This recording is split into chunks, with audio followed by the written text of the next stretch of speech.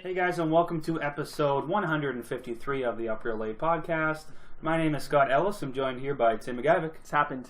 Tyler's finally officially off. Yeah! Also joining us is Adam Franey. Yeah. I'm here. Nothing about me is different. Just like every other week. Who are you? Our newest member. I thought Adam was supposed to be here. Yeah.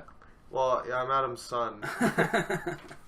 Yeah, I shaved. Let's run down some of the topics we're going to discuss on this week's episode. As usual, we're going to talk about the last film we watched this week, as well as a couple news topics. This week we got some Guillermo del Toro news. We got some DiCaprio Scorsese news. And we got a new trailer for Natalie Portman's latest film, Vox Lux. Ooh. So we're going to get to that in a little bit. As well, if you do like this video, leave a like on it. Leave a comment below in the comment section and subscribe to our YouTube channel if you haven't already. With that out of the way, Tim. Yeah. What do you got for us this week? Well, shout out to Phil for lending me this movie. Oh, shit.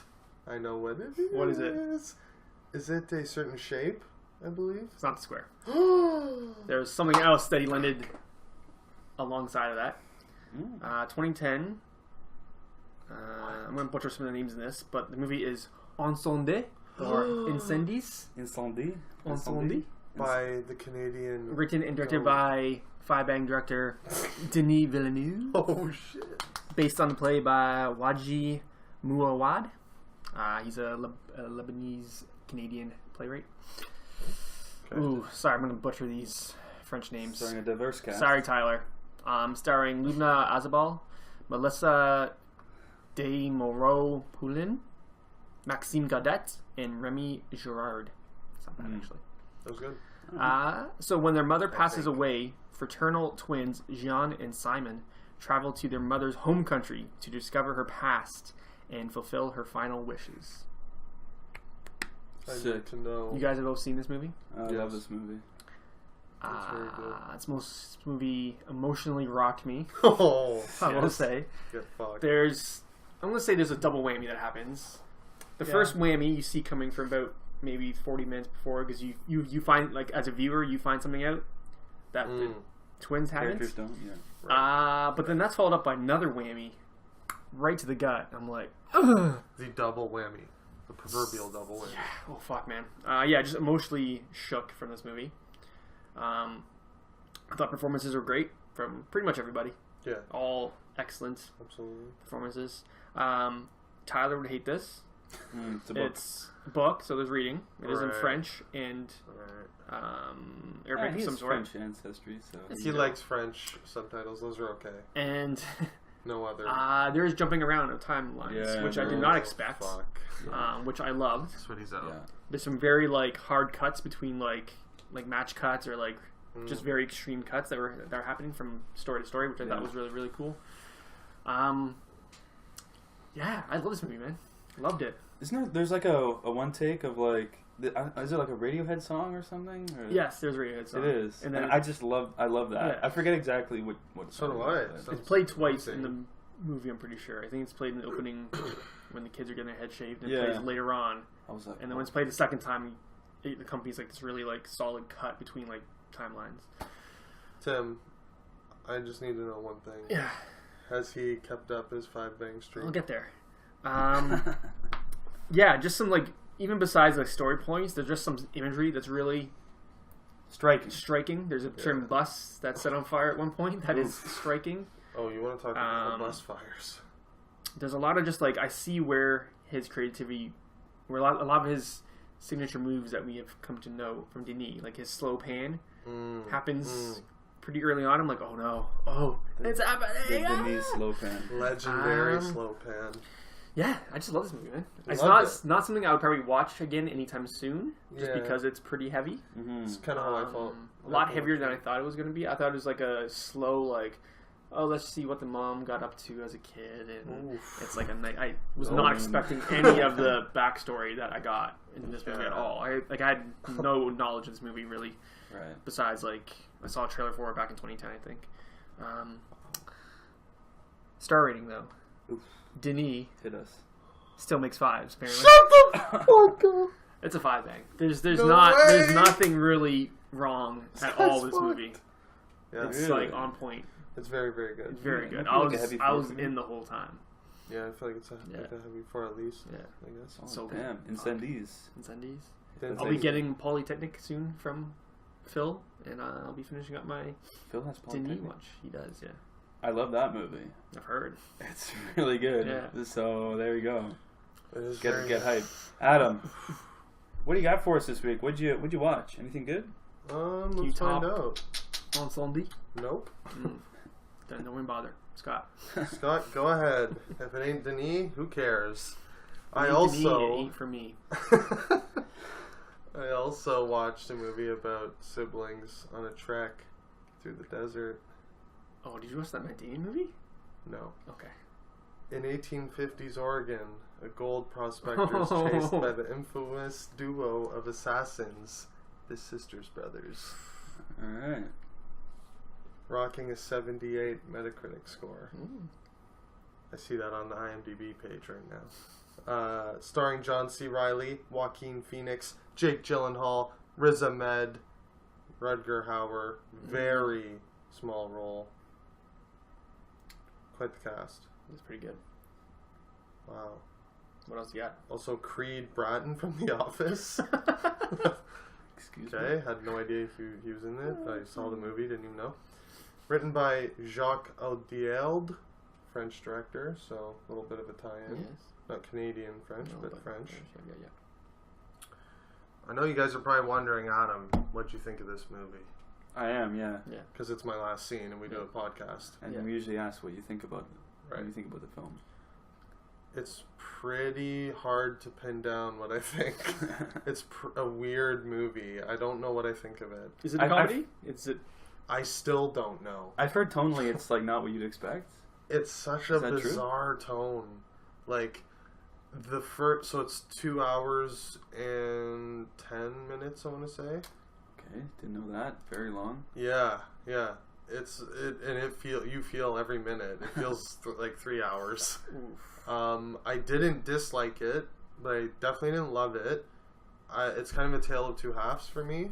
So the first half is like just hanging out with Joaquin and John C. Reilly as they like stumble and bumble around pulling off these like goofy bounties, basically, I guess, but assassins, so they're like killing people. Yeah. But it's like slapstick. Like Joaquin's like the drunken idiot brother and John C. Reilly's the straight brother. So I guess they like switch the typical. He's like the straight man, Joaquin's the goofball instead of what you'd expect. John C. Reilly was great, I thought, like very good. And Joaquin was not great, which is weird, right? He didn't look great in the trailer, I'm not gonna lie. It's like a weird, like, But I was hoping he would. I think he's too serious of a man to be like a goofball. I mean, he's playing the Joker. So, Right. so he's got to be, We'll see. Biggest I guess, goofball of a all failed time. comedian. Yeah, right. It's perfect. Oh my god, is this what inspired him? Probably he's like, wow, I bombed in that Fuck. movie. I got to do I'm something. in the mindset of this Joker guy. I can't do comedy, so it's perfect. Yeah, they're like, for what felt like the first 45 minutes, they're just like stumbling through like saloons and poorly I'm in. Poorly executing. people. And then there's a twist, basically. Not a twist, because you know it's coming, but when they meet up with Jake Gyllenhaal and Riz Ahmed, that's when the movie really picks up. Becomes actually interesting, because there's like something to chew on. There's like a plot happening. You know, they meet up, some things go down, some things take a turn. Interesting. A little turn for the worst. Yeah. Overall, I thought it was good, not great. Just because of that first half, like I wish they could have shaved, maybe half an hour out of the movie. I feel like it would have been a lot tighter. It's like Hacksaw Ridge. Second half, great. Yes. First half, pretty big slog. That's Yeah. exactly. Cut that down to like Yes. 10 minutes. Just Not get like the terrible. main moments from that first half, instead of just like this like meandering. Or just flashback or something. I don't know. Oh. Come back more. Alright, that way it's more integrated. Yeah. Yes. Perfect. Thank you. Jacques, I know you're listening, so Scott Ellis. Biggest fan. Just go and re-edit your movie that's already out. No big deal. This movie did cost $30 million and has currently made $1 million. So that's fucked. Like It cost $30 million. I don't know. They just were walking around in the desert. Or Joaquin's in Jurassic Valley's paycheck. I guess, yeah. I guess. Jakey G. And Jakey G. That's 3 Oscar nominees. Such a good ensemble cast. Jake Gyllenhaal was good, Riz Ahmed was good, but nobody like really blew me away. It was a little bit underwhelming. There's Is Jakey G the bad guy, or is he just like another anti-hero? well, that's the thing. It's almost like a case of like, who am I really rooting for? Am I rooting for these two idiot like assassins, or am I rooting for like Jake Gyllenhaal, who's like basically this like weasel who's like tracking them? And then I don't know. And then I don't want to spoil anything, but when they meet, it doesn't go how you'd expect from what I just described. Let's put it that way. From the characters that you learn that they are in the movie. There's a couple good shootouts, you know, a couple good like heartfelt moments from John C. Reilly and Joaquin. They have this like relationship like where John C. Reilly's trying to talk to him seriously about him being a drunk and stuff, and Joaquin raging on him. Like Joaquin had good moments, but I just didn't fully buy him. Like when he's being this like drunken goofball, I didn't buy it. But when he's getting like they're at dinner at one point and he like has a full rage freak out while drinking red wine and smoking a cigar, he just like flips the table and just like spazzes. Yeah, so I don't know, very up and down movie. What'd you hit it with? You know what? I like the second half so much so that I'd still give it a heavy 3. I think 3.5 on Letterboxd. Just decent. If you could like you said, the perfect solution. If they could have like integrated the moments of character development in the first half, like throughout the second half, and break it up more, so it wasn't just like this slog, would have been very good. But you know. All right. Damn. Sisters Brothers. Check it out or not. Check it out or not. I guess you didn't check it out. No. Nobody checked it out. Made $0. All right, I'm going to jump in with my last scene. After escaping a setup, a dying hitman returns to his hometown of Galveston, where he plans his revenge. What the fuck? Why do I know this movie? This movie is called Galveston. Don't know this movie. Directed by Melanie Laurent, Is this starring on Ben Netflix? Foster, Elle Fanning, Beau Bridges. Ah. This is not on any streaming service. I don't know why I know this movie. This movie was like playing at TIFF, Yes, this and movie. it has like a limited release in like the US right now. You just took But a yeah. flight, eh? Yeah, took a little flight over there. Right, I got you. But yeah, this movie, I really like this movie. Yeah, it was Ben intriguing. Foster, classic Ben Foster. So good. You know, Love him. Canadian. just boy. rough around the edges. Is he Canadian? He's not Yeah, man. Canadian. Ben Foster? Is he? No. I'm almost certain. I'm looking it up. Producer, look it up. Don't have one. No, I'm pretty sure he's from like the South. Fuck. But Are Melanie you thinking of Laurent. Brendan Fraser? Yeah. Damn. My bad. Melanie Laurent, actually, she did a really good job with this film. I mean, you guys probably know her from probably Inglourious Bastards, probably her biggest Yep. film. Speaking of Denis, she was in Enemy, right, as Jake Gyllenhaal's Yeah. Did she? girlfriend. Oh, she directed this. She This directed is her first this. time directing. No, she's done directing Ah, before. Very interesting. I don't had know no how idea. many English language films she's done, but I know she's done a few. Yeah, he's American. 100% American. Just a 26-year lie I've lived. Continue, Is he Scott. from like, where's he from? Like Louisiana? Didn't see, just saw American-born actor, so. Yeah, Ben Foster, you know, the movie starts and he's sort of, you know, he's getting a diagnosis from a doctor that he has some lung issue. And he just storms out before he even gets his diagnosis and just, you know, starts a scuffle, leaves out, and goes to, like, see his, like, little low-level mob boss, kind of boss. And just kind of, it's just kind of a classic Ben Foster, you know? He's just rough around the edges, but, like, has, like, a good heart, you know, Oh, deep shit, down. I love him. Quiet And, Storm. yeah. Elle Fanning plays this, like, prostitute that basically he gets, like, he gets set up, let's say. And in the midst of his setup, you know, he finds Elle Fanning, who's, like, tied up to a chair, like, at the, like, place that he's getting set up. And he, like, decides, he could just run away, but he decides to, like, bring her with him. And they sort of, like, escape and try and lay low. in Galveston, and that's sort of where the movie goes. It's sort of hard to say. There's a lot of there's a couple twists in this movie that I didn't see coming, and especially I think one of the best parts. It sort of ramps up at the end, and there's like right at the very end, there's like kind of I'll say like an epilogue like sequence that I thought was like really good. I got a little misty. Really? What? Yeah. It's really hard to describe without spoiling anything. But along the way, Elle Fanning, brings along her little sister in the film, and they sort of go on a run. So it's like the three of them together, and yeah, I just really liked this film. I thought the acting was great. Ben Foster, I thought was really good. Yeah, everyone was good. There wasn't a whole lot of Beau Bridges. He was like the boss. Beau. But, he played his part.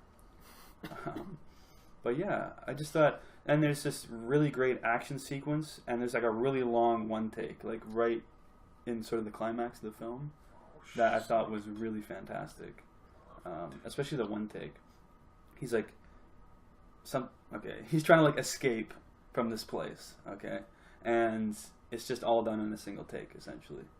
I could kind of see where they might have done like some like matches, like the camera goes behind something, and but I just thought it was really good, just really ramped up the tension. But yeah, I just really like Galveston. I think I'll hit it. Yeah, it's really hard to talk about without. There's like this like twist to it. I don't want to know anything. I'm very intrigued by this movie right now. Yeah, I read about it, Tiff, and I'm like, oh my god, this looks sick. Yeah, I think any word of a Canadian release? I'm not sure. I hope so, because Ben Foster's Canadian, so you right. Think be like, that's what I said, home Tim. for him. Bring him home. It'll probably be on like VOD eventually. Yeah. I feel like. Yeah, VOD. Seems like that type of movie. It's only like an hour and a half, so it's perfect. It was perfect for me for last scene. Yeah. I'm gonna hit it with the solid 4 out of 5. Nice. The 4 I thought it was solid. 3.5, 4, or 5. Especially the like last quarter of the film, I thought was really great. Strong endings always make a strong. It made an impression on me. Take it to the bank. That's what I always say. Yeah, I think that'll do it. Now let's jump into our news. Ooh. Okay. Our news. Let's jump in then. Let's start off with. Big fucking deal. It's been announced. Now this has been developed for a long time. Yeah. Guillermo del Toro. Yeah. GDT. Pinocchio. For Netflix, and it's going to be stop motion. Oh, now, okay. This is interesting. Oh yeah. I had no idea. Now, I'm not sure if it's going to be a combination stop motion, live action, or is it just pure stop motion? Is like Pinocchio going to be stop motion? Everything else is real, or like? Yeah, I don't know. Stop motion only. Really? Well, they're calling it his first animated film. Oh, really? I'm assuming that's like the pure stop motion promo. Like, his first animated Interesting. film. Very interesting. Adam, let's start with you. What do you think of? I know you like Guillermo. You know I love Guillermo. I mean, we got his buddy, Kiran, releasing Roma on Netflix. Oh, you must mean Fonzie? Right? Yeah. You think Fonzie hooked up Guillermo? Yeah, I think he's like, hey, Netflix, just let me do whatever the fuck I want. They bought my black and white foreign Come film. over here to Netflix and you can do whatever you want. He's like, well, I want to do Pinocchio. And they're like, fuck yeah. I love that he's getting to make this movie he's been trying to make for like 10 years. I literally remember reading about when this was announced, like, many years ago. It feels like 10. He was like working on it. Yeah, like I want to do Pinocchio. Switty, I know you're watching. No word if Robert Downey Jr. is going to be Geppetto, which is his lifelong dream for some reason. I don't know if you guys know that. It's Tyler's lifelong dream. RDJ wants to be both. Geppetto. Yeah, Really? He's like wanted to do a Geppetto movie for like 10 years also. Interesting. I don't know if maybe he can like voice him or something would be nice. Mocap him. I'm in, I guess. I don't really remember Pinocchio super well. Super dark. It can be super very dark. dark. It's a very bizarre story. I The know themes the are donkey very mature. thing. What's like the donkey island? Like they go to an island and turn into donkeys or something? Is that Pinocchio? Yeah. But it's like everything's a metaphor in that movie, you know? Like, right. The island is like hell. They're like all the boys that get sent there are like sinners and like all this shit. It's like, if you look past the base level, it's like, shit, it's like some dark themes here. that I'm in. I want him to go full dark, full creep out, Ooh. like Coraline or something, stop motion, like Creepville. Tim, what do you think? I'm in for a few reasons. Let's hear it. Well, one, I'm surprised that it's on Netflix because he had such a huge hit last year with Shape of Water that you think like any was that Warner Bros? Like who did? I think so, Maybe- yeah. I But wanna see that. you think any sort of production company would be like hopping onto his next film, but Right. it's Hollywood, so Well, whatever. Maybe Netflix. Like, Maybe they gave him the best offer, and they're like, "You can do whatever you want." Yeah. So we're surprised, but that being said, it's awesome for us because it's super easy to watch. Yeah, I'm very happy that it's stop motion. I did not know that. I was like, "Fuck, another live action Pinocchio movie is gonna look weird." But Are there talking animals? Yeah, I guess the donkey's talking. So we got talking. They do Jiminy animal. Cricket. I don't know if Jiminy Cricket's like a Disney creation or if he's part of like the original mythos of Pinocchio. I have no idea. But that's a Tim and Five Bang, right? Talking animals, stop motion. Yeah, this is more on this. The other reason I love it being stop motion is he has such an eye for like production design and like creature design Visuals, yeah. that It's perfect. there are limitations when you're doing like practical things, but when you have like puppets that you can literally create and mold and do literally whatever you want with them, and have camera angles doing whatever you want with them, he's gonna have a fucking field day with this movie, I think, on production. Yeah. Yeah, I think this is a perfect. You know, when you see this, you see some news and you're like, okay, that's interesting. Yeah, whatever. This is just like that perfect mix. You know, Home run. Pinocchio, Guillermo del Toro, Netflix unlimited creative freedom and budget. Yeah. You know, it's just like I don't know, and it's a passion project. Yeah, You know that. It's I on mean, show, I think that's perfect for Netflix to. You know, it seems like it's becoming a trend, at least a two movie trend. Yeah. I mean, I think they've been doing that though, but I just mean like, allowing filmmakers to make their passion projects. And I mean, if they're like a big enough name, they have some measure of clout that there's a chance that's going to be really good too for Netflix. And I think that they want people to see that buzz, like feel that buzz about Guillermo del Toro, Pinocchio. It's perfect, right? They just want to make that perfect thing happen, right? Yeah. I just think it's great news. I echo most of what you guys have said. I can't really think of a negative to say, to be honest. It's a home run. It's a grand slam. I'm in 100%. Get hype. Hopefully it's.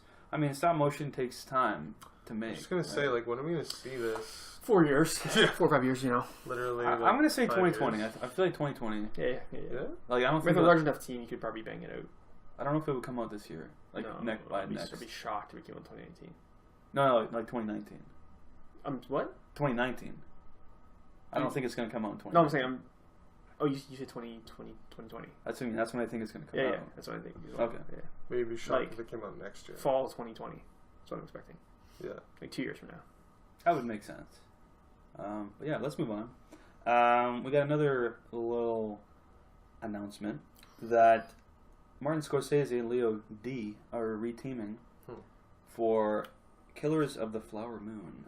Right. Scorsese, Leo D reteaming. Yeah. Who cares, Tim? Now this Hate both. Me this too. book is the story. I don't know exactly the premise, but it's sort of the beginnings of the FBI. I want to say. Like the first big FBI like murder investigation that they had to do in like the 1920s, and I want to say it's like in like Oklahoma or something, somewhere like that. Yep, you're right. Am I right? Yeah. Keep going. Adam, you have any more information? I'm just going off memory here. It was like one of the first serial killings, I guess, in America, and it was somebody was murdering an Aboriginal tribe, and they were just like slaughtering them. This FBI agent was brought in to solve it. So assume Leo. I'm gonna have to assume Leo D playing an FBI agent solving a murder. Preemptive 5 bang for me. And Marty. You guys can give your thoughts now because it's just one of my favorite directors, my favorite actor, coming together yet again. I mean, I'm in. one thing that I think of when I hear this news is what happened to that other one, the H.H. Holmes, Devil in the White City, is that right? Yeah. What happened to that? I know. I mean, I guess they start developing these projects, and maybe something else crops up, and they're like, that's really interesting, or that just sort of lines up. And then people faster. age out of it. Like H.H. Holmes was only like 28, 30, I think, when he was doing that. I mean, Leo could still play that. Oh, he still Is passes. that part of it? Yeah. He still I never passes. even thought of that or knew that. Interesting. That could be why. Yeah, I just find it interesting that, and especially Scorsese, like he has so many projects, God. He's like old. on his slate. I think he just wants to crush them, before he's gone. You know what I mean? Yeah. Like he's like trying to ramp up all these different projects. We got The Irishman, right? He's doing The Irishman, right? Yeah. So That's probably out soonish, right? Is that coming out? It's filming right now, or just done filming? I feel like it's coming out at Christmas or something. Sick. Is it? It's. I feel like it's coming out. That's a Netflix release, right? Yeah. Yeah, I feel like it's I gonna think come it's out next year. for. Really? Yeah. I thought they were gonna try to do the Oscar for this Can't year. Oscar. Yeah? Well, that's what I like to hear. Could be wrong, but this film I think is just one of those things, just like the other projects that he has going on. It's just like perfect. Like whatever Marty does, I'm in. Tim, what do you There's not much to say. He's one of the goats. get hype? Oh, Leo D's great actor, fantastic actor. Some might say. give it to me. I love my FBI stories, Kind of like True Detective. true crime stories. If there's a true crime, I'm in. Oh, it's True Oh, Crime. it's a true crime. Which means me That's a period piece. Winterlands of some sort. 1920s. Revenant I'm in. esque, Yeah. but with true crime. Oh my god. 6 out of 5, dare I say? It's an 8. Get hype. It's an 8 out of 5. Let's move on. We got Natalie Portman's latest film, Vox Lux. She plays a pop star Yeah. with a temperament, let's say. That's weird. Tim, Yeah. what do you think of the Vox Lux trailer? It looks interesting. Hmm. However, she seems like a very unlikable character. I'm not looking forward to spending, I Time. assume, 2 hours plus with this character. With this witch Yeah. of a woman. She seems awful. Yeah. She's like having temper tantrums and like thinking she's like, She's a diva. yeah, 100% diva. She's your classic diva. But Jude on a Law, trailer though. wise, it's a nice trailer. There's definitely some sort of like weird action thing to it as well. Yeah. There's like machine guns and like people in fuck? masks. I'm like, You what? You guys don't know like what happens in this film? No, I have no idea. Really? I'm going based purely on this trailer. Is this a true story? No. Okay. That's something. But I don't know if I should say it. or Don't not. tell me. I don't know. I mean, What? it's sort of like set in like 2 time periods. It's like when she was like young. There's like her daughter in the film plays her when she was younger, and then her daughter, and then that same actress plays her daughter when she grows up. Tyler's gonna be so confused. Yeah, that was. I think you've broken me already. Is this Saoirse Ronan? It looked like her from the side. No, it's the girl from the daughter from Killing of a Sacred Deer. I know Oh her. shit! Okay, right. Yeah. The lucky one. Okay. I don't know if I should say it, but there's sort of like, I guess there'd be like a reason why she has these like why she's like moody and stuff. So something's happened to her. Yeah, something happened to her that caused her to become like a star, and then she's like trying to live with that. She like Okay. wasn't. Okay. She wasn't like Okay. trying. Okay. She wasn't like trying to be like a star. She just Right. like kind of fell into it. Right, Now right, she's a right. like pop star.